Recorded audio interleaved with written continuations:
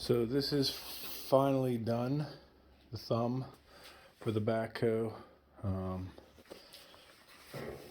Biggest issues I had building it basically were finding a pin for this lower pinhole here. I actually ended up just making this out of 1-inch round bar, drilling that out, putting a grease fitting in there. But everything works as it should. This comes out, this is slide down, and then you just put it in the hole.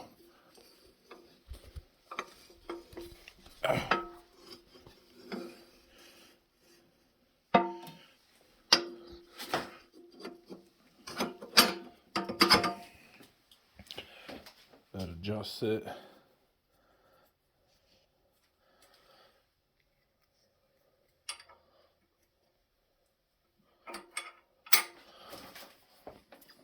Just welded one round bar as a cross brace in here.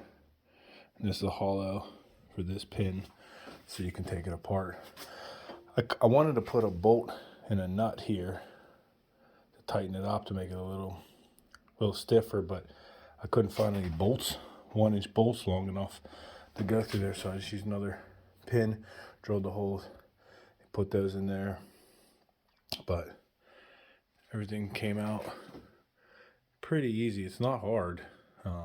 It's just getting all the angles right. One of the big things that I found was this here, this side here.